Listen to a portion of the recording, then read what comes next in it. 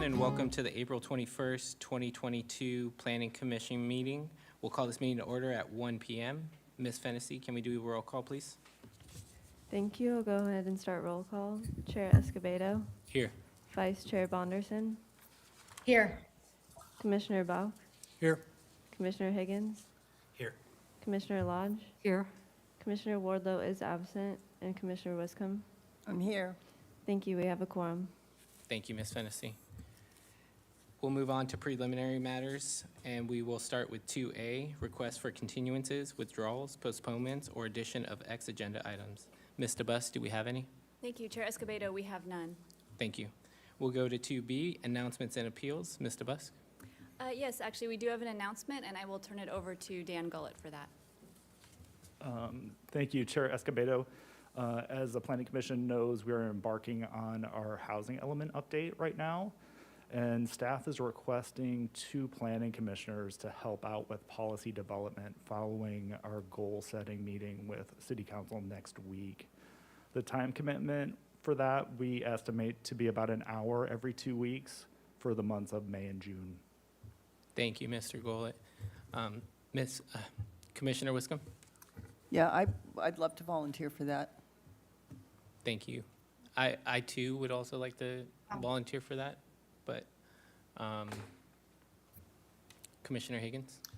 Happy to be a substitute or alternate. Thank you. I would too, if you need one, alternate. Alternates?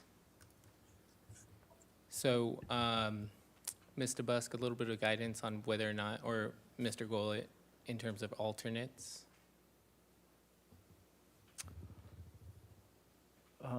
Chair Escobedo, yes, when the primaries aren't available, we would call on the alternates to give feedback. Ultimately, the entire planning commission will see all the policies that we work out, and we welcome additional participation.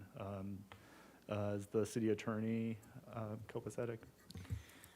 Chair Escobedo, I would recommend one alternate, just so that we don't inadvertently end up with 4 commissioners attending or circulating through that, what is a non-Brown Act working group. That makes sense. Commissioner Higgins? I'll yield to Commissioner Bonderson. That was exactly what I was going to say for Mr. Higgins. You're too late. Chair Escobedo. I'm in. Thank you. Yes, Ms. Chair Ostringer? Escobedo, may I ask, are these in-person meetings or are they through Zoom to staff? To be determined. Is there a preference from the city attorney's office? No preference, I just wanted to make sure that the commissioners are aware of the composition of the meetings. Thank you, Ms. Ostringer. And Ms. DeBusk, do we need a formal motion, or Ms. Ostringer? Chair Escobedo, the prerogative of the chair, you should select it. Okay. So, Mr. Chair, yes, Commissioner Mr. Chair, before Vice you Chair? begin. Yes. In lieu of not knowing the meeting arrangement, may I defer back to Commissioner Higgins to take the position of alternate for now? Commissioner Higgins, is that, Yeah, it's fine. okay. Thank So- you. Thank you, Vice Chair. So we will have the primaries as Commissioner Wiscombe, myself, and then the alternate will be Commissioner Higgins. Thank you very much. Thank you, Mr. Gullett. So with that, we will move on to item 2C, which is review, consideration, and action on the following draft Planning Commission meetings and resolutions.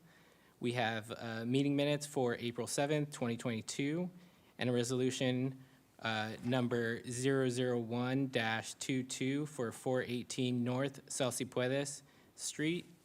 Are there any changes to the meeting minutes or the resolution? Oh, there's 2 resolutions. And a second resolution for number 002-22 for 1384 Shoreline Drive. Are there any amendments to the meeting minutes or resolutions? Commissioner Lodge?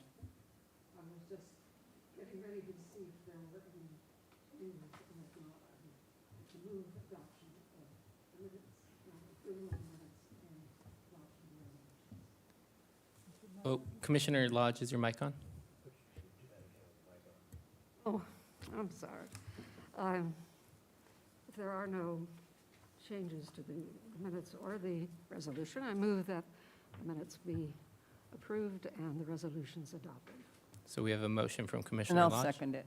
and a second from Commissioner Wiscom. Any discussion on the item? I'm not seeing any.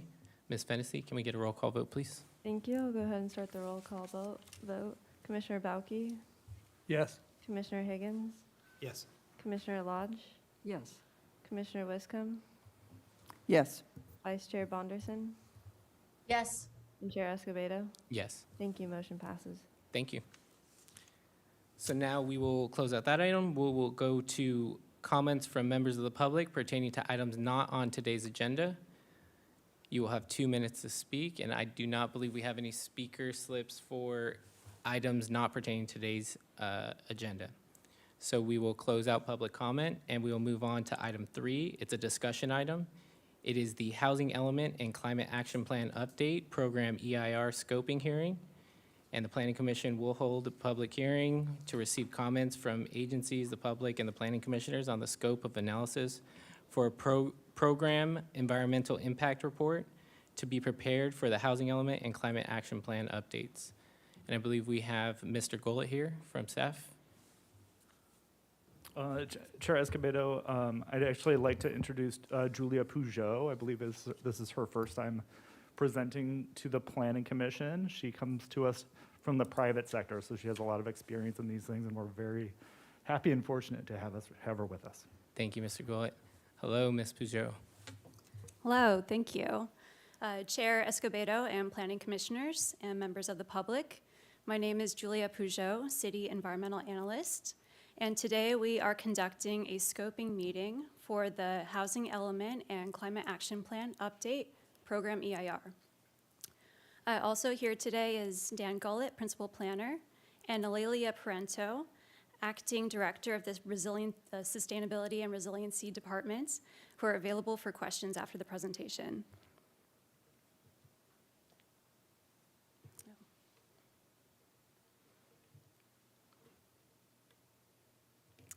Where's our presentation? Sorry, just finding our presentation. Okay, here we go.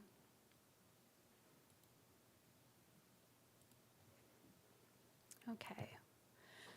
The purpose of a scoping hearing is to share information about, technical difficulties. Oh, do you click share screen, new share? Oh, it says she's, oh, click on. This one?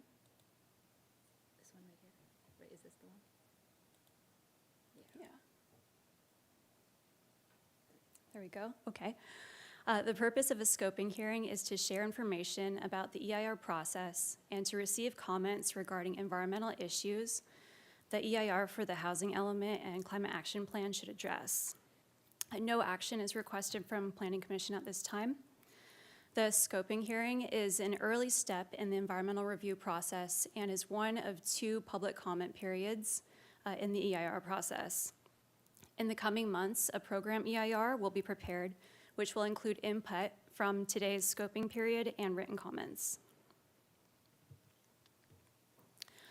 Today's agenda covers the Housing Element and the Climate Action Plan overview, which consists of the EIR project description, an overview of CEQA and the EIR process, and information on next steps and how to submit scoping comments. Following, the public and Planning Commission will have opportunity to provide verbal comments on the scope of the EIR. The Housing Element and the Climate Action Plan are 2 separate work efforts. However, staff is proposing to prepare one environmental document, a program EIR, that will cover the impacts of both programs. Both are citywide programs that are occurring on concurrent timelines, and both are affected by growth and development. Residential growth and development that's planned for in the Housing Element would result in GHG emissions, energy consumption, and VMT, which would need to be accounted for in the Climate Action Plan. The effects of both programs are interdependent, and thus makes sense to conduct one environmental document and maximize on efficiencies. The planning area for the EIR, as well as the housing element and the climate action plan, would be the entire city of Santa Barbara, including the airport, as well as the city's sphere of influence. The housing element update is an update to the existing 2015 housing element and will establish goals, programs, policies, and actions to meet the city's existing and future housing needs. The housing element will address the regional housing needs target allocation through 2031 and will include an assessment of housing stock and conditions that inform existing and future needs. It'll include an analysis of resources and constraints that affect supply and affordability of housing, such as governmental constraints, market conditions, land availability, and construction costs, and will include an inventory of sites suitable for housing and housing opportunities. Draft goals for the housing element will be discussed at the Joint Planning Commission and City Council hearing on April 28th. In addition to the housing element, a separate work effort is occurring in the Sustainability and Resilience Department to update the Climate Action Plan. The current Climate Action Plan was adopted in 2012, and since then, there's been many advancements in climate policy, science, and technology. Notably, the city has met the prior target of achieving 1990 levels of carbon emissions by 2020. In 2020, City Council adopted a goal of carbon neutrality by 2035. To reach this goal, the city is updating the Climate Action Plan with a campaign called Together to Zero. The update would meet the city's 2019 Strategic Energy Plan goal of using 100% renewable energy by 2030. It will include an updated GHG inventory and reduction strategies and actions to reduce greenhouse gases. The housing element and climate action plan may also result in amendments to the land use and zoning, the land use plan and zoning code to ensure consistency. While we haven't identified what these amendments may be, they could be amendments to the land use map, land use element goals, policies, and programs, and the municipal code. These amendments would also be addressed in the program EIR. That covers the EIR project description, and now to briefly go over CEQA and the EIR process. CEQA stands for California Environmental Quality Act, and CEQA is an evaluation procedure mandated by the state. CEQA requires that public agencies consider the environmental consequences of projects prior to taking action to approve or deny a project. The purpose of CEQA is to analyze and disclose potential environmental impacts of projects, inform decision makers, agencies, and public of possible impacts, identify mitigation measures and feasible alternatives that would reduce or avoid impacts, and invite public participation in the process.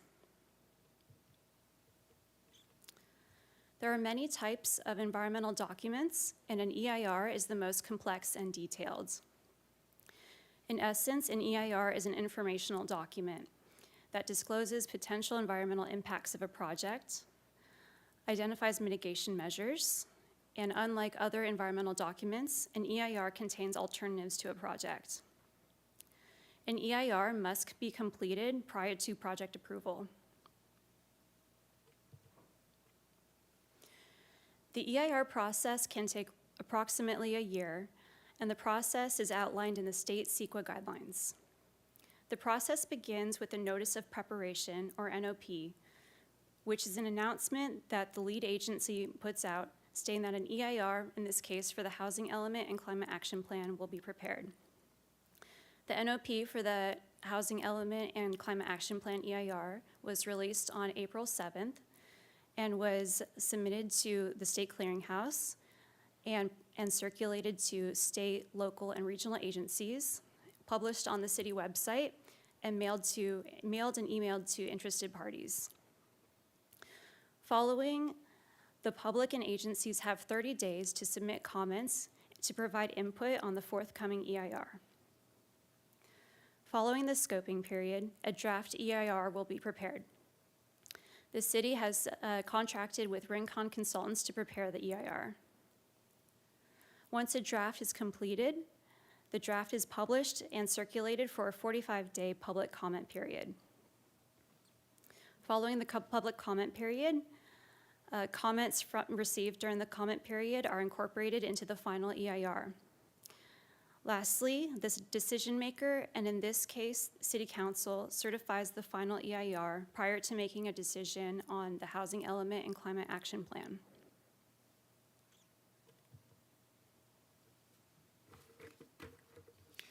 The scope for the housing element and climate action plan would analyze future development and physical changes that may occur from implementation of the housing element and climate action plan. The EIR would describe existing conditions, which would serve as the environmental baseline for impacts. It would describe potential environmental impacts and determine whether those impacts are significant or less than significant. For significant impacts, mitigation measures would be identified with the intent of reducing or avoiding impacts, and a range of alternatives would be identified. Cumulative impacts would also be discussed.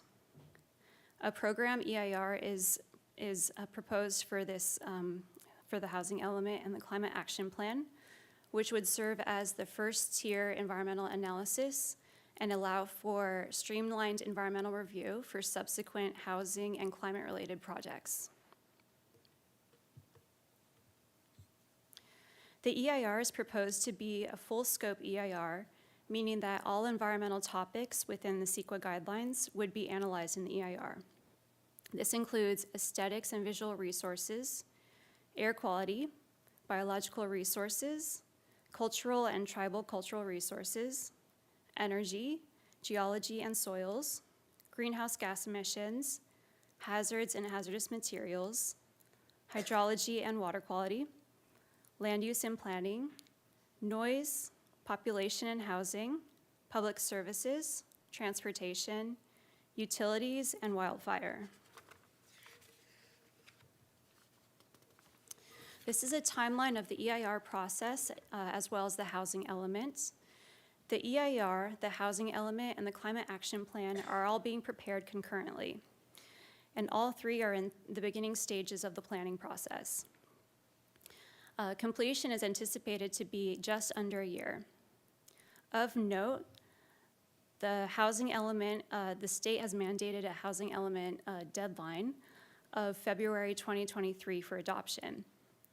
And this is also driving the schedule for the EIR. To point out some key milestones, we are currently in the scoping period. The NOP was issued on April 11th, and the scoping period ends May 11th. Following scoping, throughout the summer, the draft EIR will be prepared and is anticipated to be completed in the fall, when the public comment period would start. During the public comment period, a draft public comment hearing would be held at Planning Commission. In early 2023, the final EIR is anticipated to be completed and would be certified in February 2023, along with adoption of the housing element and climate action plan. In addition, public outreach opportunities for both the housing element and climate action plan would be occurring throughout the year.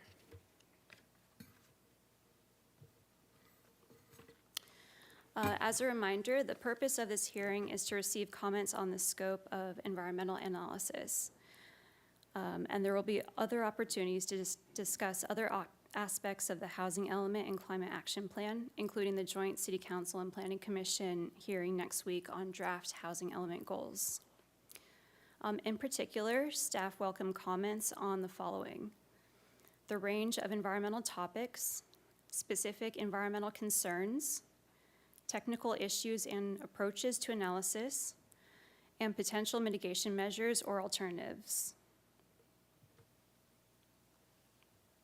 There are two ways to provide scoping comments. The first is to provide verbal comments at today's hearing, or to email or mail comments to the Community Development Department by May 11, using the contact information on the screen. That concludes the presentation, and we are available for any questions. Thank you. Thank you, Ms. Peugeot. So now we will open up public comment. And we have 2 speaker slips today for this item. And the first is Manley McNinch, followed by Jonathan Duran.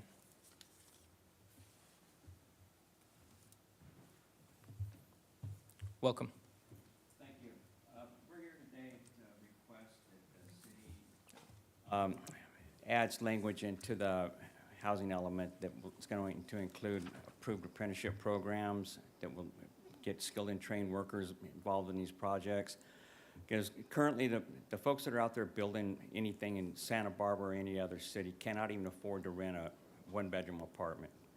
And what happens all too often is that you have 3, 4 families living in a resident, a house apartment that was meant for one family. And it creates a blight on the community where they're living. You can't find parking or anything. And we're seeing a lot of projects going up right now that they think they've got the parking taken care of, but the rents are going to be so high that no one can even afford to live there. So we're asking that you start adopting laws and stuff into the housing element that's going to make it to where the people that are building them might actually be able to stand a chance to rent the same things they're building. And the only way to do it is to start increasing the education level of these folks that are doing as far as becoming skilled and trained. They go through a accredited work apprenticeship program. It's typically their 4-year program. They come out, they've got the equivalent of a college degree, and they can afford to have a pretty decent life for themselves. And currently right now, I've been around a long time, and I started doing construction back in 1979. And during the late 80s, early 90s, I was making the same amount of money then working non-union framing houses as a lot of these folks are still making today. And that's just insane. Like to, again, reiterate that we'd like to start getting language into it, and it's got to start here. The recommendations have got to start coming from bodies like this to start moving it forward, because once you get on up, further up into the process, people their ears are closed to this kind of stuff. So we'd ask that you put it into the record that we're trying to get people out there a better chance to make it in this country. Thank you. Thank you. Jonathan Duran.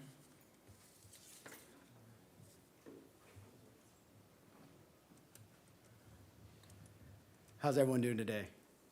It's good to be back in person, but again, my name is Jonathan Duran. I'm a representative with the Southwest Regional Council of Carpenters, Local 805. Kind of reiterate what my previous speaker said about having a skilled and trained workforce. With this, will allow people that live here to be able to work in this own community. And we know right now with this here in Santa Barbara, San Luis Obispo, and Ventura County, the rent is going up. But having people that live here and work on these projects will also have that impact with the environment. Because guess what? If you don't live here, all that traffic that's coming up into this community is causing that pollution. So have opportunities for veterans, disadvantaged individuals, second chancers, students.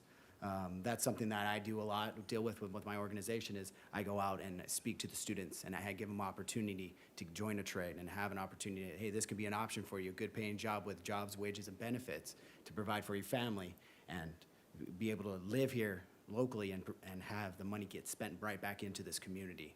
So again, just wanted to reiterate, just look into the skilled and trained workforce accredited apprenticeship program, and thank you for your time. Thank you. And those are the 2 speakers we have today. We thank them for their public comment. And we will close out public comment and turn back to the commission for any questions. Commissioner Higgins. Sorry for the interruption, Mr. Chair, but I wanted to make mention that our presenter from staff has a rich family history at the dais, or within these chambers. Mr. Gullett neglected to mention that history, and I think it's worth noting and pretty cool that June Peugeot's daughter, June was a former commissioner, is actually giving a presentation. I don't think that's ever happened. And maybe we can talk about that after the item, but I just wanted to bring that up. And Mr. Chair, I echo that comment, and I think Ms. Peugeot's been here before.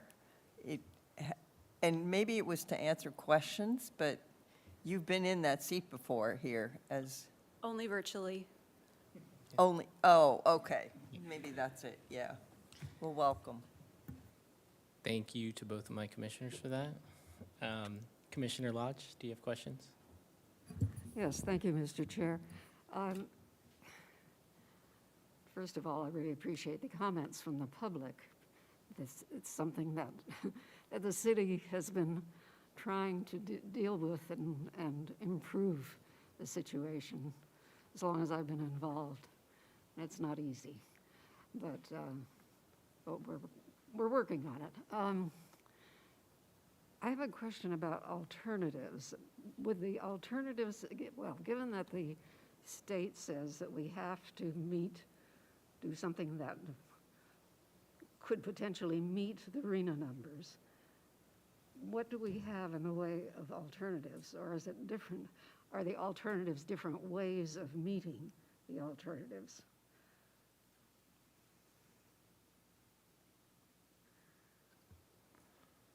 Chair Escobedo, I'll start. Ms. Peugeot might have more to add.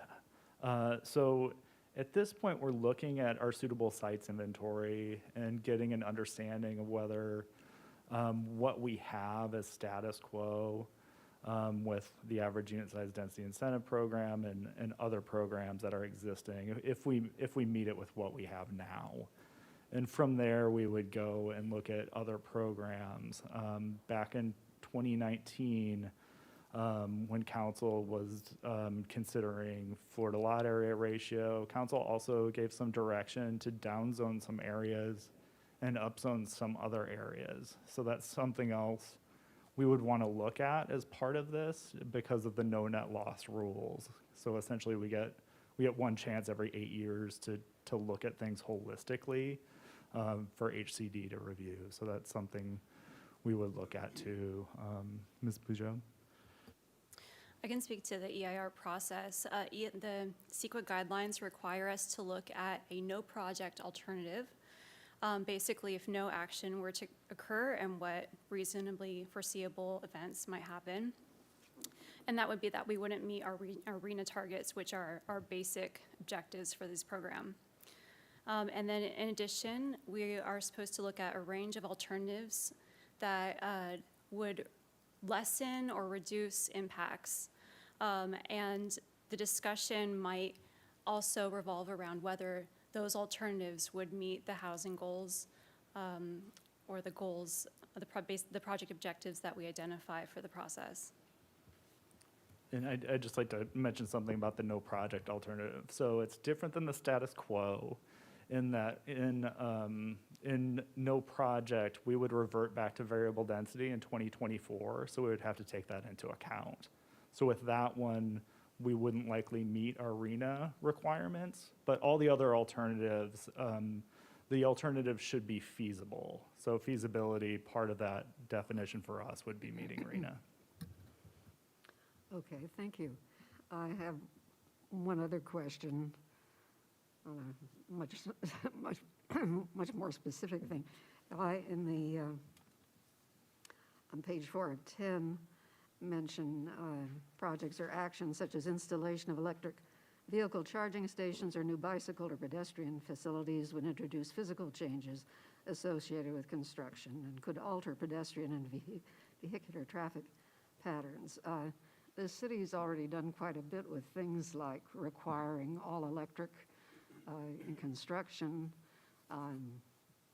putting in solar panels, the city's own projects, such as the one on top of the Granada Garage. I assume this gets included in what you look at in the environmental impacts. Is that correct, Ms. Pujo? Or Let me see if I understand the question. Is the question that we would look at in the impacts of those actions that have already been done? Those would form the existing baseline, and then we would look at future actions that might be related to the Climate Action Plan. Oh, okay. Thank you. Those are my questions, Mr. Chair. Thank you, Commissioner Lodge. Other, Commissioner Wiscombe?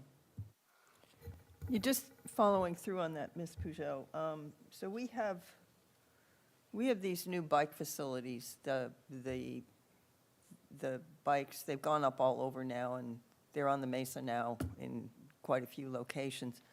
Have we ever analyzed the impacts to pedestrian routes, and if they are reducing greenhouse gases by their use, or have we actually investigated that on an environmental basis? And if not, are we going to do that, even though it's a program, it's a pilot program, so it has an expiration date, is my understanding. Are we going to do that in this particular climate action plan? Commissioner Wiscombe, through the chair. I'm not familiar with any environmental analysts that we've done with reduction of greenhouse gases with the bike share program, particularly maybe Aurelia, you know.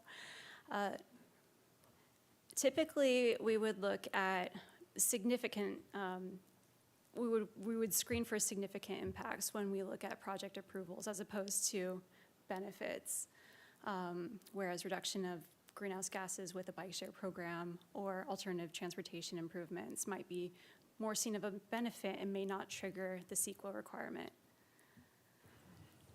Thank you, Ms. Peugeot. Just to add on to that, we will, as part of the Climate Action Plan and achieving the carbon neutrality target, evaluate alternative transportation mechanisms such as the bike share for their potential savings. Transportation accounts for about 60% of our greenhouse gas emissions here in Santa Barbara, and so it's a big piece of the pie that we have to address. So, okay, but there's been, you know, the council presentation on the bike share program was pretty positive. I mean, but there's also been some negative comments about it interferes with pedestrian routes, it interferes with, you know, transportation routes for cars, you know. And I'm just trying to understand, it's kind of a follow-up on Commissioner Lodge's question, if we're actually, I don't know when this pilot program ends, but are we actually going to look at the impacts of it? Because these are, I'm not here to be negative about it, but there are people that are negative about it because they feel that it's taking up public space and, you know, maybe interfering with some other modes of transportation. That's. Thank you, Commissioner Wiscombe, to the chair. Absolutely, we evaluate all the data points that we collect on pilot projects such as this. It's why we have pilot projects.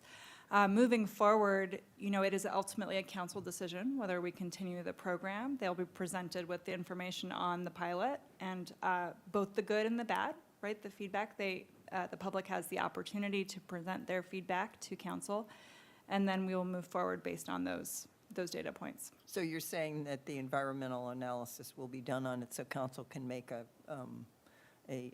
informed decision? That is correct. Ultimately, when staff, which is actually a different group than any of us here at the table today, brings forward the pilot results, I would anticipate that they would include environmental attributes to that report. Okay, thank you. Thank you for that. Could we go to slide number 15, please? I think this is where you want to receive your comments on these items. Is that correct? Yes, Yeah. please. Okay. So I wanted to ask a question about technical issues and/or approaches. You know, a State Street master plan, at least I think we're going to do one and spending a tremendous amount of money on it.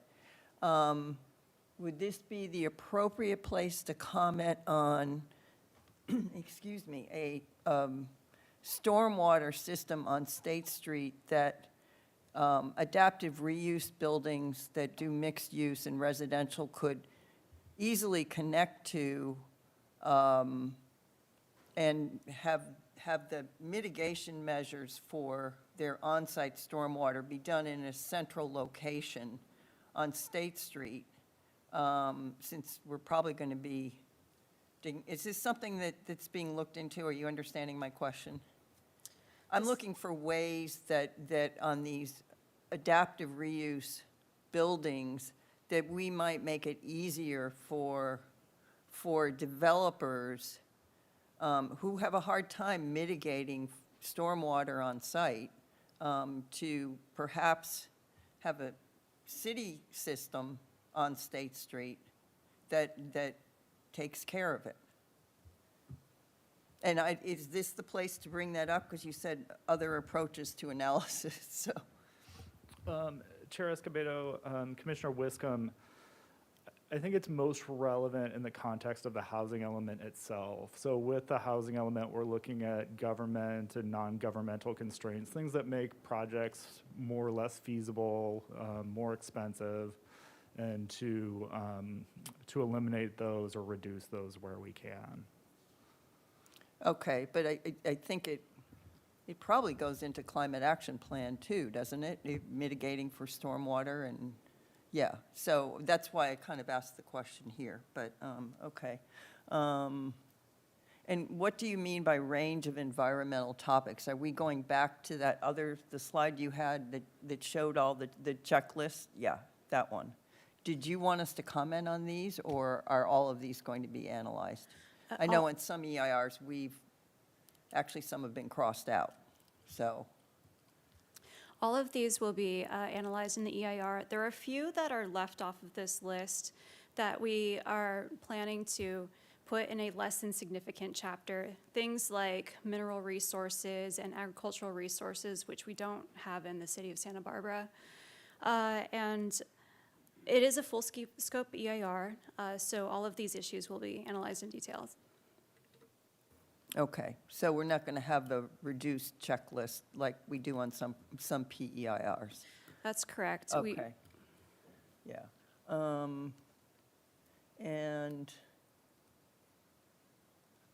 I'm not sure what you're looking for from us, I guess, is the bottom line, to receive comments on range of environmental topics. I think pretty much that's all been covered. I mean, we're going to get the full-blown PEIR.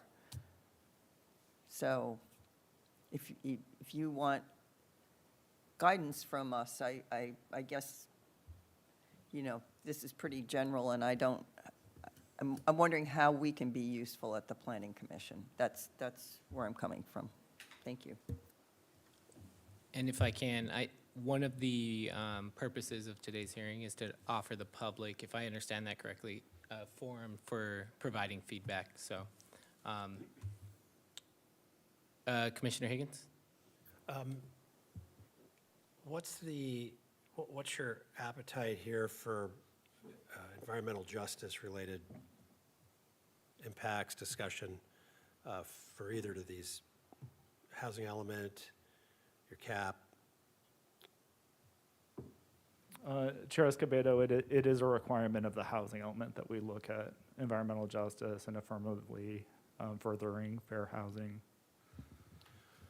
And Chair Escobedo, Commissioner Higgins, for the climate action plan, we intend to have an equity lens on every single strategy to show how we're considering and pursuing climate justice. Okay, different question. In your, on page 3, where you've outlined the goals of your housing element, I could read this a couple different ways, but I'll just put it out there, put you on the spot. Goal 4 and 5 to me contradict goal number 1 and 2. So promote housing stability, retain existing affordable housing, and discourage tenant displacement. Part of what we would be studying in the housing element are different housing incentive programs like FAR, I expect, with major build-out numbers or a range. And so you can't really do that necessarily without potentially removing housing stock, older housing stock. So I'm wondering about whether or not that particular sentence needs to be restructured or restated, or, because as I read it, it could be conflict. You get what I'm saying? Same with preserve housing. Is there a particular type of housing we ought to preserve? Because we can't build new housing and preserve it at the same time. Yes, Chair Escobedo, Commissioner Higgins, so this will be a big part of our conversation with City Council next week, and I know you won't be there next week, Commissioner Higgins, but I would say on Goal 5, part of the intent with that is to, like, the promotion of occupancy, like this is to use housing for housing, so not short-term rentals, not second homes, like to look at it through that lens. And discourage conversion to things like hotels. Right, gotcha. Okay, maybe that then gets Yeah, I understand your clarified. comment, yeah. Got it.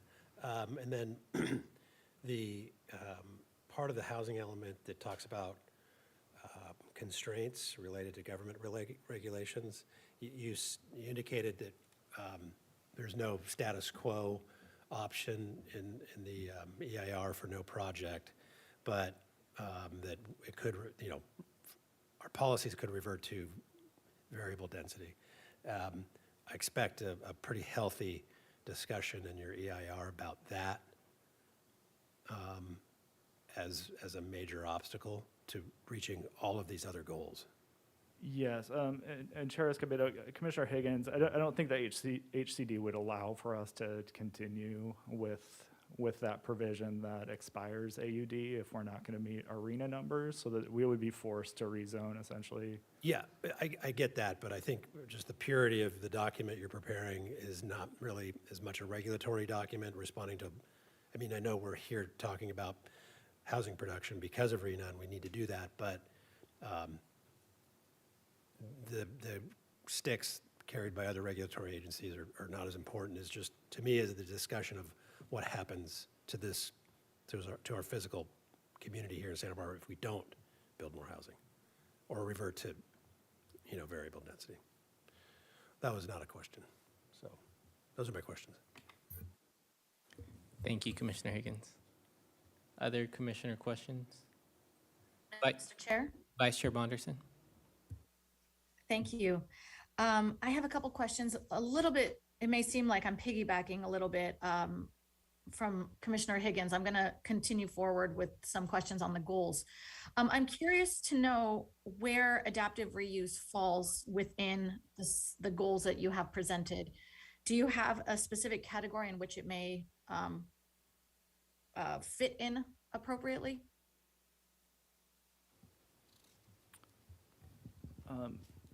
Chair Escobedo, Commissioner Bonderson, I think at least it would be in goal number 1, creating new housing, because even adaptive reuse, you're getting a different use and new housing out of it. Thank you. And from your perspective, does it benefit the documentation in any way to actually use a term like that as adaptive reuse? I think being explicit about it is helpful. Thank you, Mr. Gullett. I'm also interested in knowing a little bit more about the potential for our community in order to get more housing. Where does the concept of rezoning fit in, or does it fit in anywhere? Is there a potential for this in the future of our city? Chair Escobedo, Commissioner Bonderson, it may be a necessity to meet the state's requirements to rezone, and it has been under discussion by City Council and the Planning Commission for a number of years. So it is something we'll look at as part of the environmental analysis. Excellent. So just to kind of feed my curiosity, would we expect to see that in the next round of or perhaps the final document that you're working towards? If it can be done, do we expect to see it in some form being presented? Yes, HCD allows for rezones for 3 years after adoption of the housing element, so we would have time, but our environmental analysis would include that, so it would be part of the EIR. Wonderful. I'm looking forward to seeing that. With regard to goal number 6, it says inform the community, educate the community about housing issues, affordable housing opportunities, and the available resources and programs. Could you describe for us perhaps sort of the vision that you guys are working on for this goal? Chair Escobedo, Commissioner Bonderson, we haven't fleshed this out yet. So we wanted to put some draft goals before the Planning Commission and City Council to give us a really good framework of where to go with our policies and implementations. So we don't know yet. Thank you. The reason I bring this question up is I am curious and perhaps hopeful about the public comments, the 2 gentlemen that came forth today, and interested to know if there is any room for the type of request that they've made, if it actually makes any sense. Does the city of Santa Barbara have any type of relationship with an accredited education or vocational program that allows for us to do this? Chair Escobedo, Commissioner Bonderson, I'm not aware of any that are similar.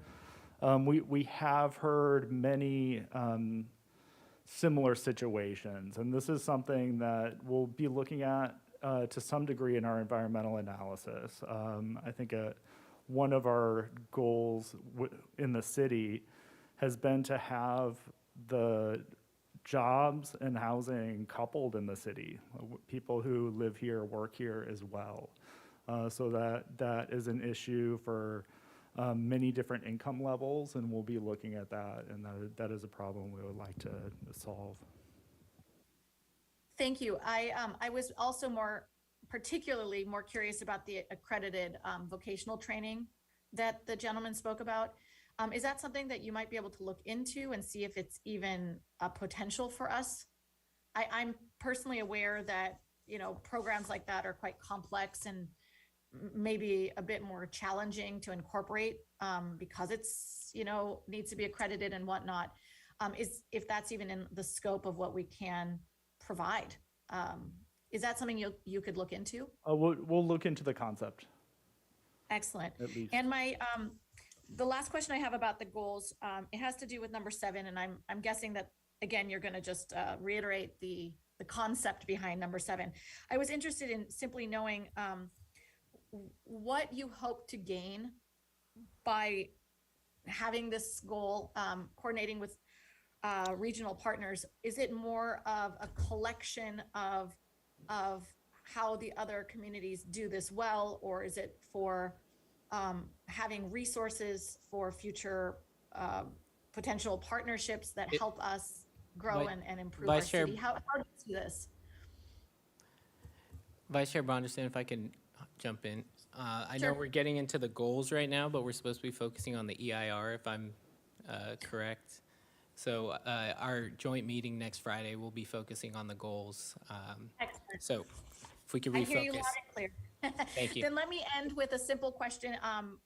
I'm curious to know if there's a timeline for us to see this return to Planning Commission?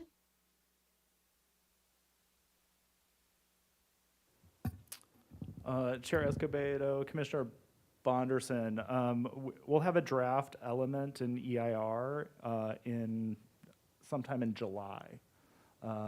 But we intend to be checking in with the boards and commissions where it makes sense through this time period.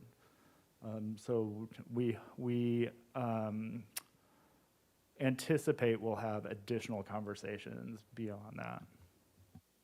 Wonderful. Let me just wrap up by expressing my gratitude to both you, Mr. Gullett, and Ms. Peugeot.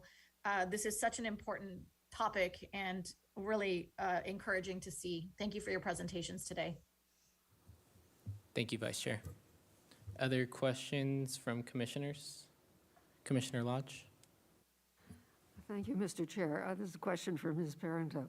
You said that 60% of the greenhouse gases are from transportation. Does that include the channel shipping? Thank you, Commissioner Lodge, to the chair. I do not believe it does include channel shipping. It does include aviation, but I don't think we calculate the ships in the channel in our inventory. It's a great question. In the past, that has been a significant contributor to air pollution on shore. Perhaps that's something that should be looked at. Let me take that back to the team. Thank you. Thank you, Commissioner Lodge. Commissioner Bauke? Mr. Chair, I got a question for staff. And my question is more a case of sort of a timing of when we actually get what the project description is. Because right now we're dealing with a set of policies, which there's going to be a discussion and a workshop on. And from there, there's a whole level of detail that you're going to need at some point in time to be able to do your environmental analysis. And I was wondering when in your flow chart that actually is going to happen, because really, this is, the details of this is really what drives this. Yeah, Chair Escobedo, Commissioner Bauke, that's what we'll be working on mainly in the next couple of months. So we anticipate having a set of policies and implementations end of June, beginning of July. Good. Mr. Chair, I have one more question, which is, and it gets to, and this becomes very big picture, sort of technical analysis, and I'm not sure the scope, but when you get into the discussion on housing and we started talking about intensification of housing, there's sort of this yin and yang between it and the climate change and environmental impacts of the environment.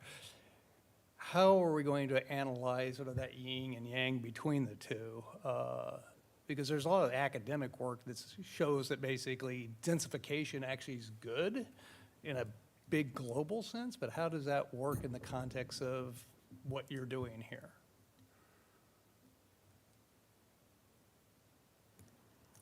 Thank you, Commissioner Bauke. Bauke and the chair. In terms of the climate action plan, housing is an inextricable element of it because it reduces transportation travel, right? And so we're looking at it from that sense of how do we get people to live where they work where they live. In terms of the housing element, I think it's sort of similar. Maybe Ms. Peugeot has something to add, but we're going to be analyzing how much trip reduction we can have by having that densification and having sort of that sense of place and all of the amenities that you need. Yeah, thank you. That's the only questions I have. Thank you, Commissioner Bauke. Other questions from the commission? All right, I'm up. Oh, Commissioner Wiscombe.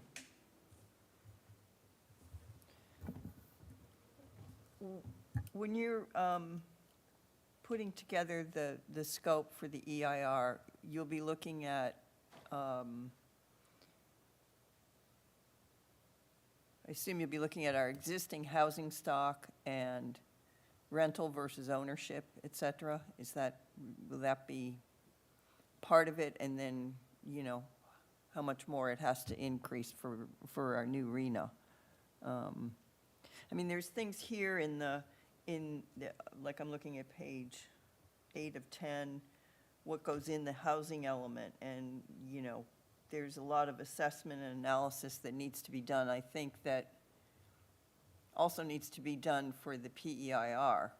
So, and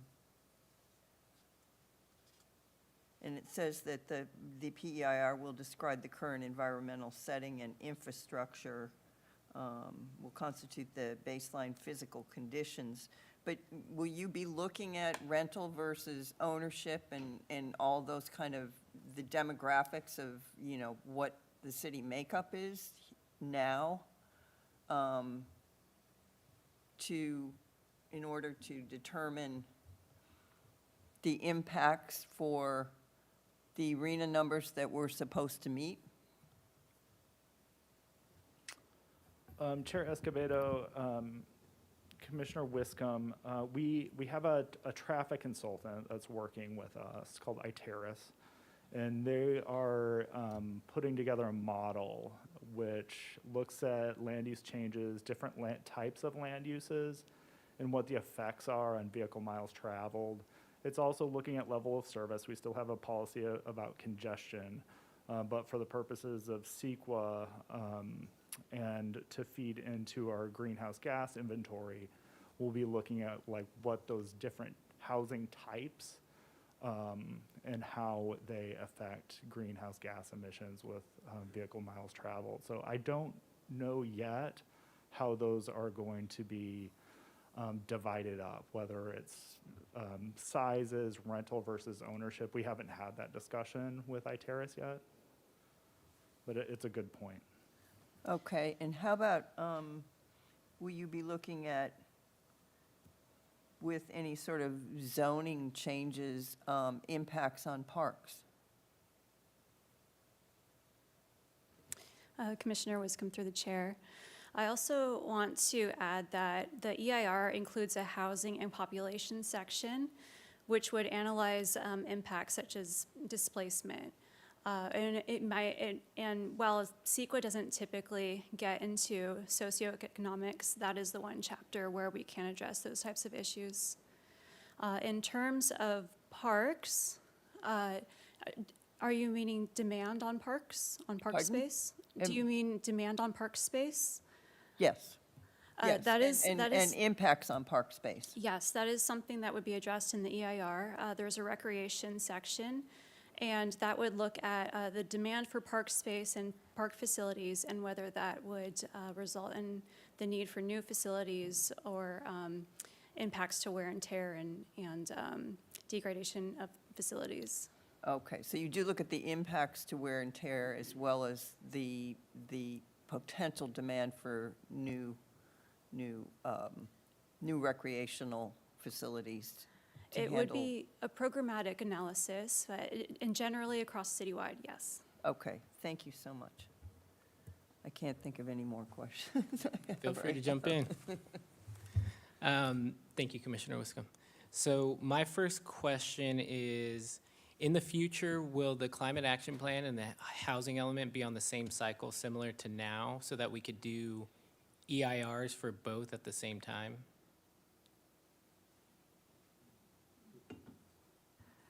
Chair Escobedo, that's a great question, and it was sort of a happy coincidence this time around. I think we're on different update cycles is part of the problem, but it would be something that our work groups do work together consistently to ensure efficiencies amongst our processes. Again, because housing and the housing element is such a key strategy to the climate action plan, it does make sense for them to be related in some sense, but that the cycles have not been aligned. Is the cycle for the climate action plan a state mandate as well? And would it be possible, and I'm thinking about just being efficient with resources, if you could do the EIRs at the same time, it could streamline the processes. Chair Escobedo, it is not currently a state mandate. That may change, though, with the state goals of carbon neutrality by 2045, so we're sort of waiting to hear on that. Okay, thank you.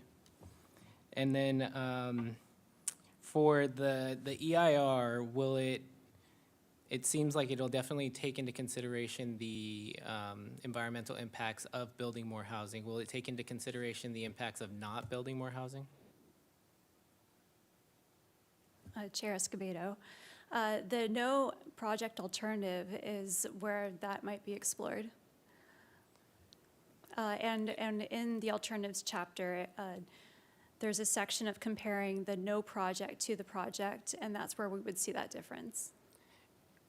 Okay, so we will do there will be something to compare it to say basically, and my thought process is, obviously housing and climate are interconnected.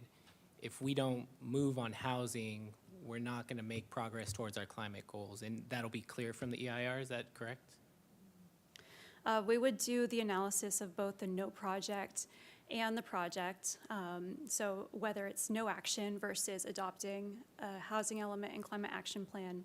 And we would be able to make that comparison and make conclusions. And Chair Escobedo, if I can just add, it will also be a strategy in the climate action plan, and so will factor into the cumulative mitigation of emissions. So it would sort of de facto, if you didn't add the housing, those emissions would be mitigated. I see. Thank you.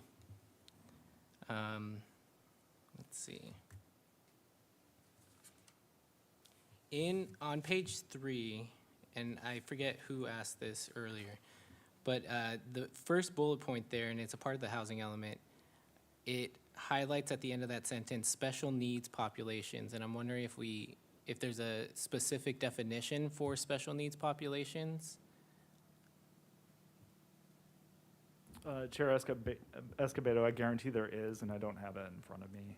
Would it be possible to get that before yeah. next Friday? I'll get that to you. Thank you.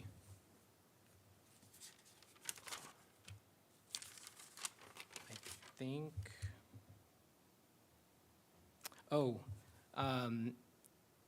this EIR process, will it take into consideration the desal plant as well?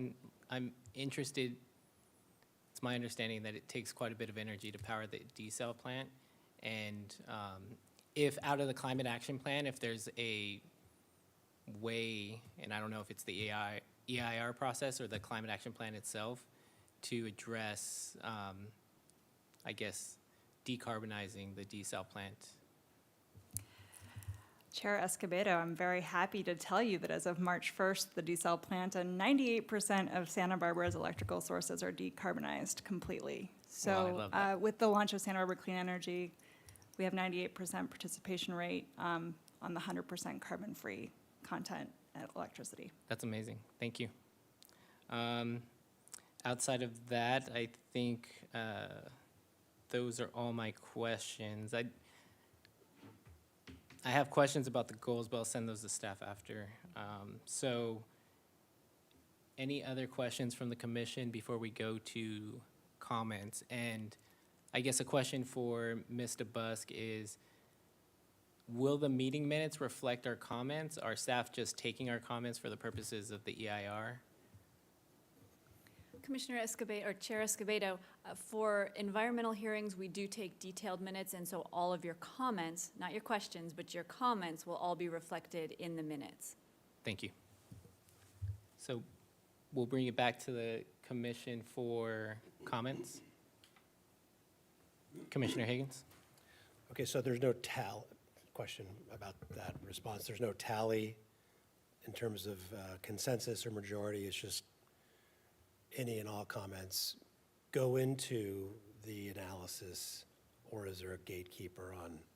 I know somewhere in the report it said the scoping process is to identify important issues and to weed out ones that are not. Those are my words. But is there? How does that work? Commissioner Higgins, through the chair. As part of the scoping process, the EIR team records all the comments. And for this particular EIR, we're proposing either generating a summary table or an appendix of comments. And those would be for the decision makers to see that record and would be used to consider if any refinements to the scope are needed. Or in other words, comments can come out later after the draft comes out, and then, okay. All right, so, may I? So I'm glad to hear that the CAP is really going to have a strong connection to the housing element, although it's not clear from the staff report.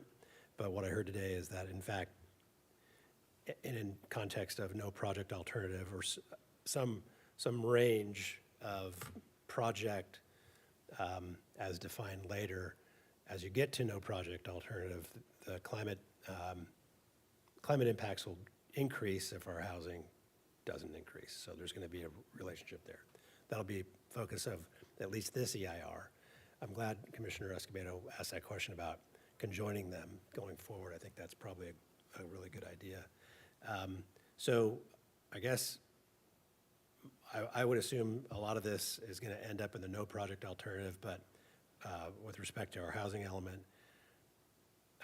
the obvious impacts on air quality, traffic, and environmental justice, and I think you can get just about any definition you want of environmental justice, but I'm going to read one that I like.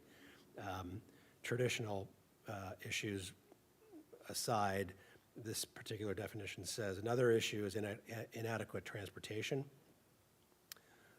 While public transportation may be available in urban areas, policies must be monitored to avoid cuts in service and fare hikes that make it difficult for community residents to pursue employment or an adequate living standard. So we just saw in the news a couple weeks ago that MTD has slashed routes because they can't hire drivers, I think directly related to housing prices here. So I'm hoping there's the healthy discussion of public services and utilities, transportation in particular.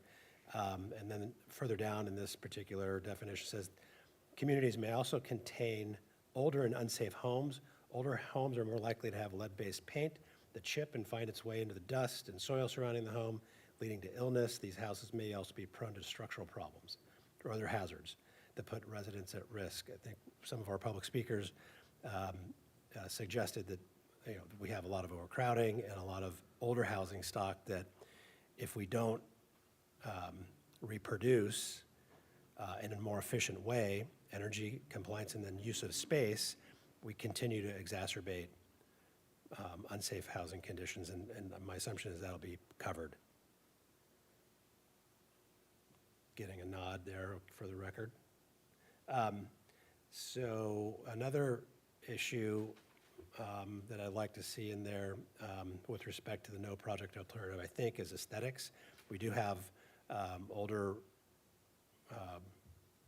neighborhoods and apartment buildings and structures that are ought to be updated and either by way of the regulatory environment or lack of incentives otherwise, they don't get updated and they can represent a blight. I think that's, I say that lightly considering where we live, but it is something I still think needs to be analyzed and disclosed. Looking forward to the population and housing discussion. And that's about it for now. Thank you. Thank you, Commissioner Higgins. Other comments? Commissioner Wiscombe? Thank you, Mr. Chair. Okay, I'm just going to go through, I made some notes here. I do agree with Commissioner Higgins on aesthetics. I think that's very important. I'm trying to read my scrawl here. I'm on page 5 of 10. This is the scope for the program EIR analysis. So existing conditions. Oh, okay. So for existing conditions, I would like to see our test program of the bike shares included. I think that's really essential at this point, considering they're pretty much all over the city. And as you know, obviously an alternative form of transportation. Under environmental effects,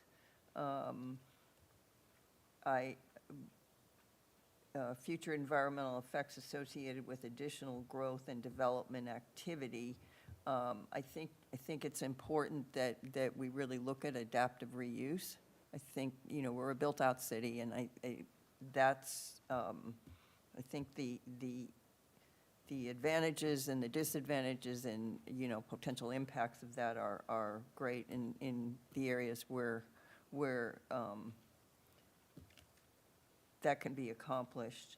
I hope under environmental effects that there will be ample consideration given to our wildland fire plan, which is called not quite that, but you know what I'm talking about, that we've worked so hard on for so many years. And that will be well coordinated into this programmatic EIR.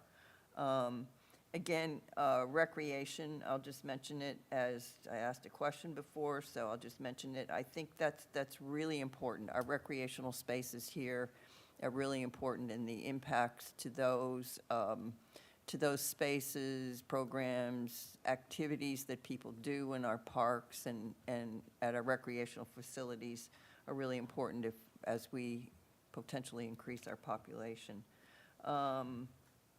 Under policy consistency, it says the program EIR, I'm not going to say this real well, the program EIR will analyze environmental effects that may arise from potential consistency or inconsistency between the housing element and the climate action plan. I'd like to go further than potential consistency and maybe, you know, what can we do that really,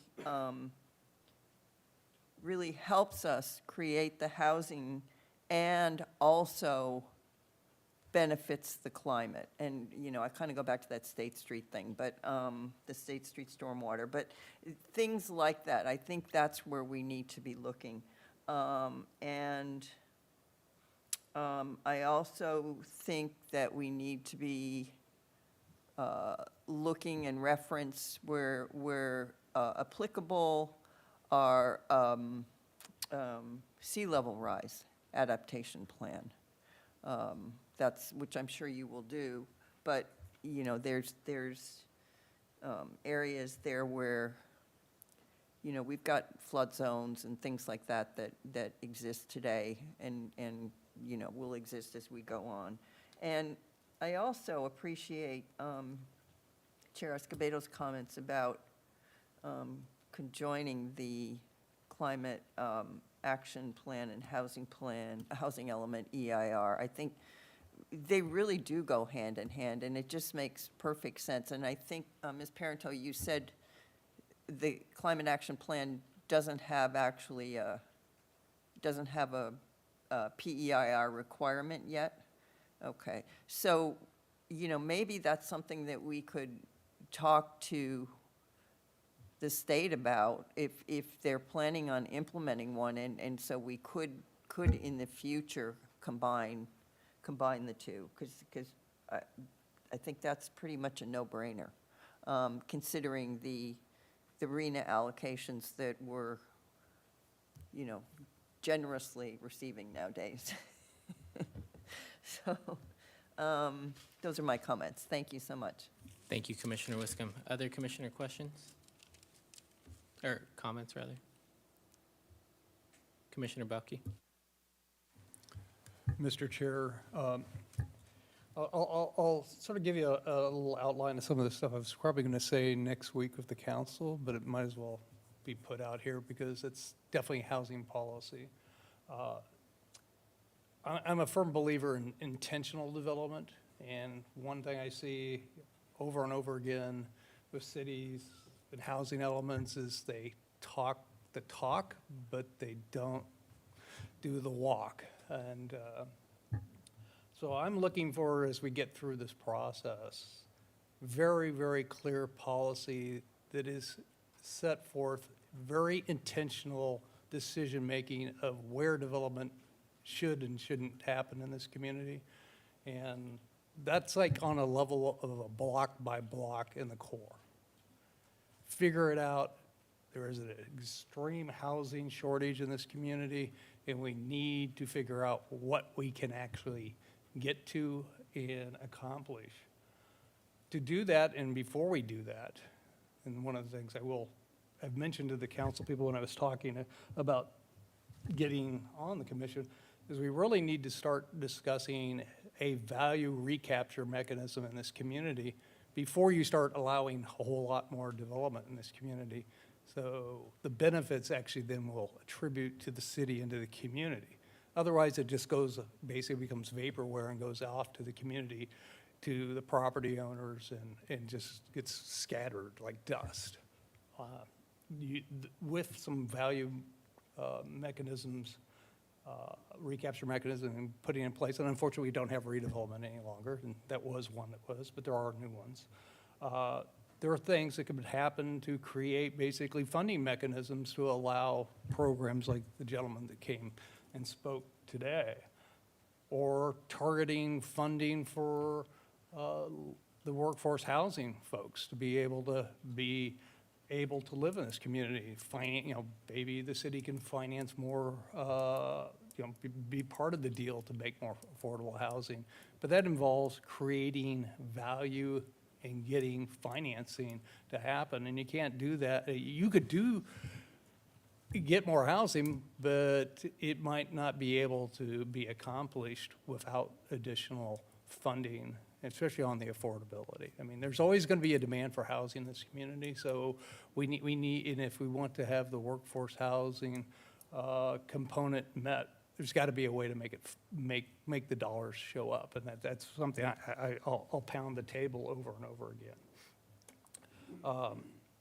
As to the climate change, I agree with Commissioner Winscombe that sea level rise and climate change, that's an interrelationship in which we definitely need to understand what kind of economics we're looking at of these public, changes to, elevations and streets and things and drainage programs and such that are going to be needed to be a plan that can be financed over time. So we need to start thinking about that because, time will catch up with us. We also, I'm a firm believer of trying to get more forestation in this community for carbon sequestration. And what I see, unfortunately, over the years in the city, and I've been here since 1985, is a slow deforestation going on in the community when it comes to street trees. The public works departments take trees out, but I don't see new ones coming back when in any of the neighborhoods I've lived in. When one goes out, there's never a new one planted. So I really think that's part of what we need to do on the climate change is actually start looking at how we can plant more trees in this community.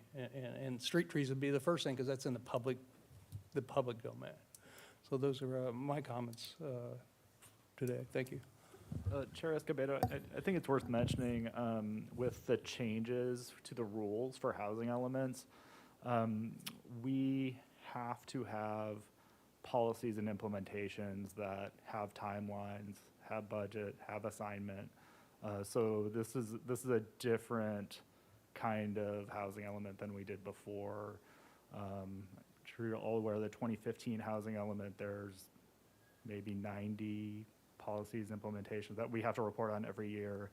And some of those are potential implementation to be considered in the future. We're not allowed to do that moving forward. Just wanted to point that out for your thinking. Thank you, Mr. Gould. Commissioner Higgins? Yeah, I wasn't going to go there, but Commissioner Bauke provoked me. So intentional development and clear policies are incredible goals that I think should be worked into the discussion next week and certainly into your sort of guiding principles here going forward. When I came on the commission in 2015 or whenever it was, we did have, I think, some clear policy direction and some intentionality behind our housing program, but it quickly vanished. And with, I don't know, overreaction to the sky falling and the mark and projects that went up early, well, at least this one project that went up early that didn't get a great reaction. But I don't see anybody complaining about some of the more recent projects that have been built under AUD. They're all very beautiful. And so, I mean, we need to get back to that. And I'll look forward to hearing about how hard Mr. Bauke is pounding the desk, and maybe he'll have a gavel with them. And I regret not pounding harder myself, but it's a very difficult political environment here for that, but it's a great idea to have some intentionality matched with the financing. That just is music to my ears, so appreciate those comments by Mr. Bauke. Thank you, Commissioner Higgins. Vice Chair Bonderson? Thank you, Mr. Chair. I had a lot of comments, but in an effort to not convolute the conversation and paraphrase my fellow commissioners who spoke before me, I just want to say I appreciate the comments that have been made, especially by Commissioner Wiscombe. She took a lot of my ideas and said them very well. I also do appreciate Commissioner Higgins and Commissioner Balke. Without repeating anything that they said, I just want to emphasize one point that I didn't hear, which is very, very close to my heart. It's about public awareness. And I know it's on your list of goals. I know it's always a part of the city of Santa Barbara's, intention. It's listed in places every time we see programs like this come before us. But I really, really want to emphasize the intentionality of that effort. When we, as decision makers and as city staff, put in so much effort, and I know staff is putting in endless hours on projects like this, Housing Element, Climate Act, Action Plan updates, and so on, I don't want the effort to be lost when perhaps members of the public don't understand the depth of the effort, or perhaps they don't understand the goals or the intention of what is being put forward. And so those types of awareness programs, workshops, public outreach, I think it has to be one of the priorities, so that all the work effort that's being made doesn't just disappear by pushback and the unfortunate misunderstanding or lack of information. I really want our public to embrace the efforts that are being made, because it affects each and every one of the people who live here. I'm also particularly passionate about the replanting trees that Commissioner Balke mentioned, because I think the people of our community and the landscaping of the beauty that we try to maintain in the city of Santa Barbara is part of why the city is so beautiful and successful. And I just wanted to put that out there, that this effort to really engage the public and have them support the efforts that are being made, it's really a big part of it. And I encourage continued effort on that. I know it's there. I just wanted to say it and really emphasize it a little bit further. Thank you. Thank you, Vice Chair. Commissioner Lodge? Thank you, Mr. Chair. I agree about the trees and a lot of most of the other comments that have been made.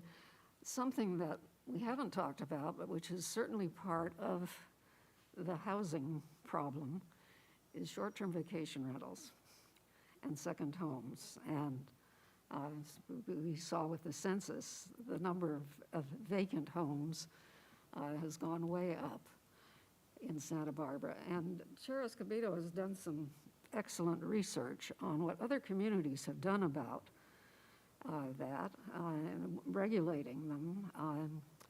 And I'm hoping that at the joint meeting, we can have a discussion about this and how the Santa Barbara might do something about. Now, this will affect the housing, if Santa Barbara does adopt something that is effective, and so that we reclaim some of this great housing that has been turned into places for visitors instead of residents. It will have an effect on housing in Santa Barbara, but this is some future action that we can take. But I just want to mention it because Chair Escobedo, you're going to be sharing this information that you. Correct. Yeah, Yeah, before next Friday. And I heard from Eli Isaacson that Santa Fe has an ordinance which successfully regulates the number of short-term vacation rentals in Santa Fe. And they even got Airbnb to cooperate with them in enforcing it. So that's something that I hope gets somehow added into, into this effort to do something about the housing situation in Santa Barbara. Thank you. Thank you, Commissioner Lodge. Commissioner Wiscom? Thank you, Mr. Chair. I'll be very brief. Commissioner Bauke and Commissioner Lodge and Vice Chair Bonderson mentioned trees, and I want to go back to something that I think should probably be referenced in the Climate Action Plan or the EIR.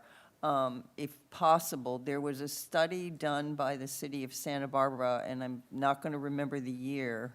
It was when I was on Parks and Recreation Commission, that was a shade study by neighborhoods.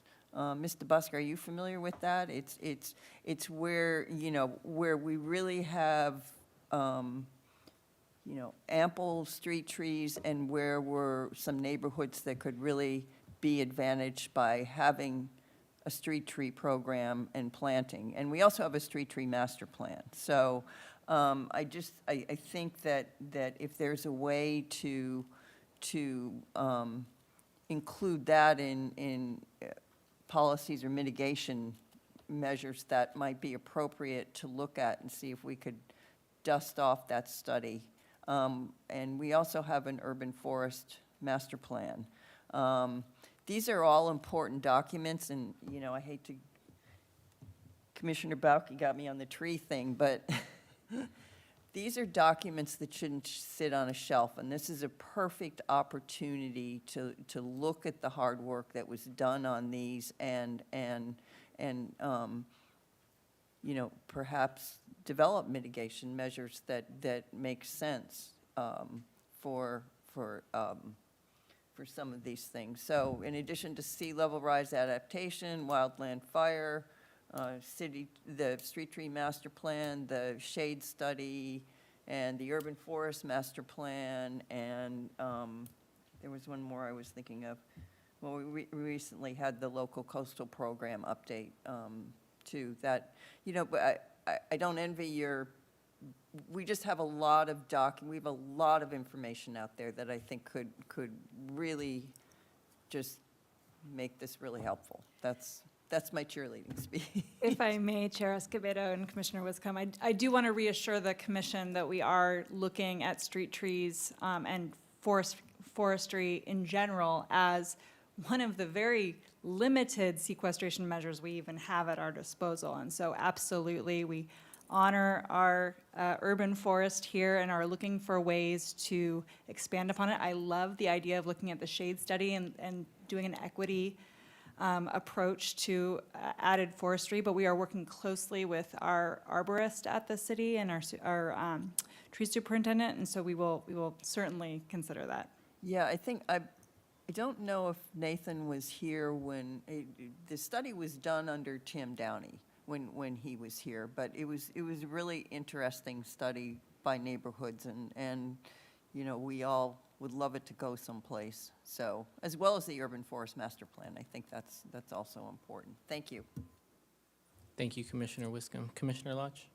Thank you, Mr. Chair. I'd like to second Commissioner Wiscom's comments. And trees, the urban forest has a big impact on the environment. I mean, this is an environmental impact report, and so I think it's an important part of what you're doing, which is a big job. Thank you. Thank you, Commissioner Lodge. Other comments? Not seeing any. I'm up. All right. So thank you, Ms. Peugeot, for an excellent presentation. I'm excited to get into these two processes. I want to start by saying I do think that there's a good relationship between the housing element and the climate action plan. I'll defer to you, Ms. Parento. I do trust you to make that decision, but it does seem pretty efficient to do the EIRs at the same time in the future. I'm glad that we're doing it. It just happened to happen this time because it's a good time to revisit both. And from public comment today, we heard from the public commenters about skilled labor and how important that is for both of these goals, right? So I'm not sure if that can make its way into the EIR for us to, if it we can analyze that impact, because we can't build housing without skilled labor. We can't install the appliances that we need if we don't have skilled labor to install them. And so if there is a place in the EIR, I'd like to see it. I'm looking forward to taking a look at the comparison between the housing, what we do and the environmental impacts of building housing, but then also the environmental impacts of what if we don't? And what if we kind of stick to the trajectory that we're on now? I do echo and second the comments of many of my other commissioners about being intentional about that development, about who it's for, about what happens after it's here. Short-term vacation rentals, second homes, that's definitely one of them. And so I look forward to that discussion next Friday. And then also, from the EIR, if we can, and maybe it ends up in the ultimate climate action plan, but right now in our multi-unit housing policy, we're addressing parking and we're reducing parking, and it makes sense. And I'm hoping that as we make that change, that we're also making changes in alternatives for transportation for folks, so that it doesn't seem like such a scary thing for folks when we talk about reducing parking for housing. And if there's any information in the EIR that can come from that really supports that, when we go to make the changes to the climate action plan and the housing element, I'd really like to see that. And then I think in the ultimate housing element and also the climate action plan, I would like to see something of an apprenticeship program. We have a Santa Barbara City College. It's an excellent resource. That is an opportunity for us to partner with SBCC, but then other organizations to really create the jobs I see of the future. Those are going to be the jobs of the future. So, again, I look forward to having this conversation next week, but really excited to see the EIR when it comes out, and ultimately the climate action plan and the housing element. So, thank you so much. Any other comments from commissioners? Thank All you. right. Thank you so much. And with that, we will close out this item, and we will move on to committee and liaison reports. Commissioner Higgins? Show meeting yesterday was canceled, so no update. Thank you. Any other committee or liaison reports? I have one, Mr. Chair. Vice Chair Bonderson? Thank you.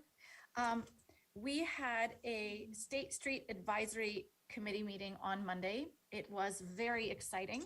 I want to share two topics that came out of it. First, the AIA members of the AIA came to present the 2020 AIA charrette with us. And it's always a pleasure to see that project. Every time they present, I get excited again. I was a participant in that charrette, but I learned something new every time I hear about it. And it was very welcoming to have that information shared. Secondly, I'm going to share a memorandum that came from the city attorney's office on April 18th, which we discussed in great length. It's quite interesting, and some good things came from it. So I'm just going to read a couple sentences to give you all an idea.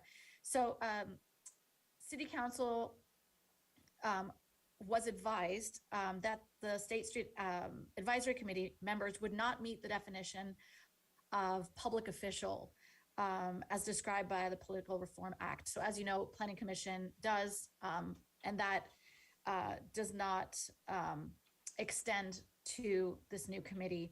And therefore, the SSAC does not possess decision-making authority. The sole purpose of the committee is to research topics and prepare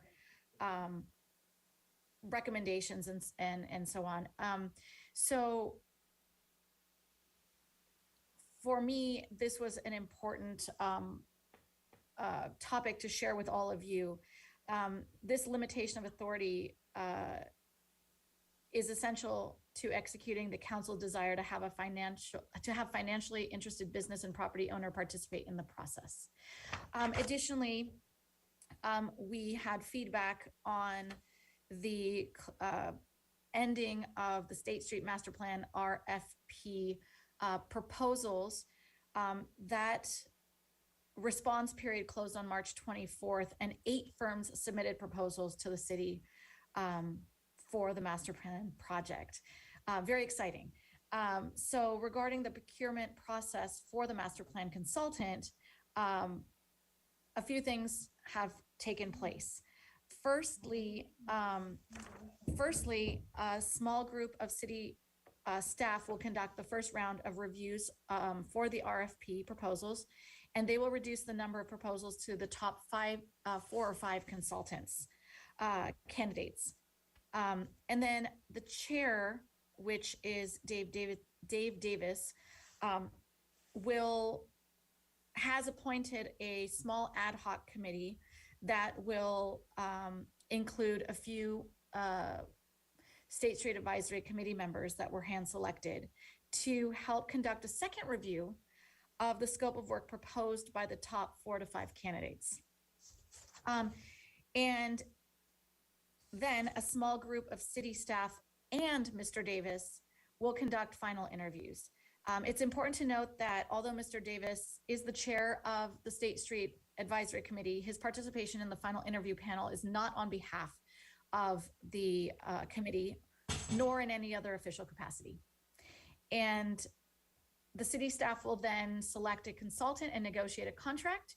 It will then be taken to City Council for their approval and contract authorization of the selection that the city will make. And so that is the process we're looking forward to. And that is my update with regard to the SSAC. I also just want to let everyone know, if anyone is interested, the Transportation and Circulation Committee, the TCC, will be meeting this Thursday at 5 p.m. That's April 28th. So that's coming up. Thank you. Thank you, Vice Chair Bonderson.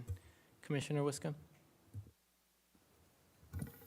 Thank you, Mr. Chair. I just wanted to mention, I mentioned it last meeting, but the De La Guerra Plaza revitalization joint meeting between the committee and Historic Landmarks Commission will take place tomorrow from 8:30 to 11, and it's at the Faulkner Gallery. And my understanding is, I don't think it's going to be televised, but it will be recorded. So you'll have an opportunity to watch it. But if you do want to speak, there is quite a bit of public comment online about that, as well as the presentation that the committee and the commission will see tomorrow. So if you did want to comment, you have to come to the Faulkner Gallery in person. And again, that's tomorrow from 8:30 to 11. Thank you. Thank you, Commissioner Wiscombe. Commissioner Lodge? Thank you, Mr. Chair. Last night, or late afternoon, the Creeks Advisory, that was the April 20th, the Creeks Advisory Committee met, had a presentation on the budget. They don't get any general fund money. They're funded by a share of the bed tax that was especially added by a vote of the public. But they're financially in pretty good shape. They have gotten something like $22 million in grants to add to the funding that is locally generated. So they have done a lot with that. They had a report from the person who does the bioassessment report, and there's a very careful analysis being done continually of the city's creeks. And of course, the water is better up at the higher ends and not so good when you get down toward the lower ends. But these are very, very carefully being watched and seeing how activities alongside the creeks affects the water quality. Thank you. Thank you, Commissioner Lodge. Other committee and liaison reports? And then our next meeting will be what's that? Our next hearing will be it will be a joint meeting next Friday, April 28th? Next Thursday on Next April Thursday. 28th. Next Thursday, April 28th. It'll be a joint meeting with City Council and Planning Commission where we'll talk about the housing element. And with that, we can call this meeting over at 2:41. Have a great day, everyone.